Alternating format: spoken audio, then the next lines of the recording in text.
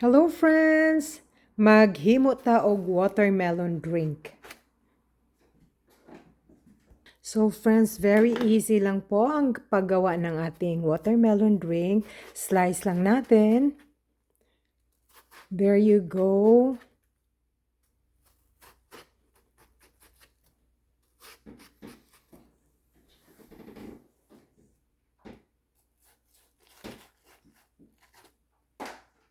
So once nga slice na siya, ilagay po natin dito sa ating blender.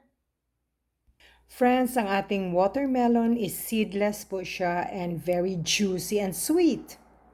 So, ito po ang ating watermelon and I'm going to add a little bit of sugar lang because it's sweet and I'm going to add powdered milk. Kung wala po kayong powdered milk, you can use fresh milk. So, add po natin ang ating watermelon ng powdered milk. Mga half a cup po. Gusto ko kasi masarap siya and creamy. Add lang natin ng brown sugar na mga 4 tablespoons. Not so much. So, depende na po yan sa inyong taste buds, no? And we're going to add maybe 1 cup of this fresh milk.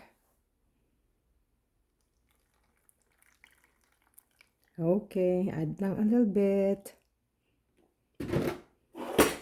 So, we will put this into our blender. I-attach po natin sa ating blender.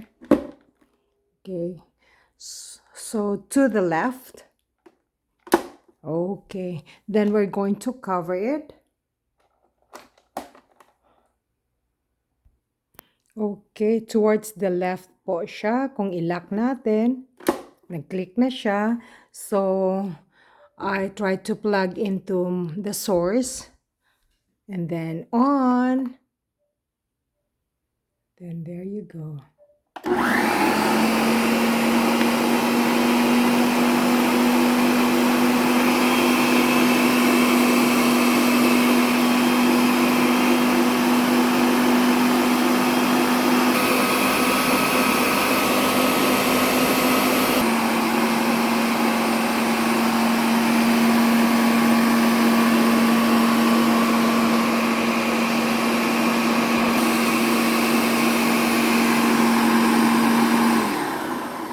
Na po siya.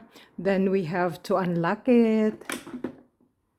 Detach it.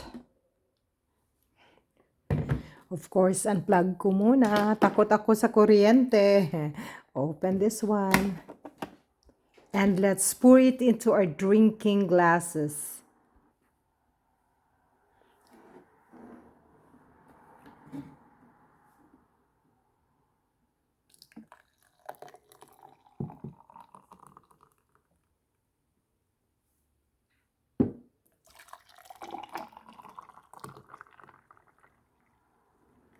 Wow, this is very delicious, friends. Why don't you give it a try? There you go, friends.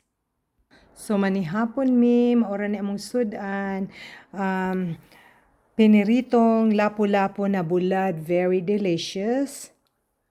There you go, friends. And also this salad na pipino or cucumbers. I added honey, apple cider vinegar, and also patis para sa ating sauce. So, gislice ko lang. Very, very easy lang ang aming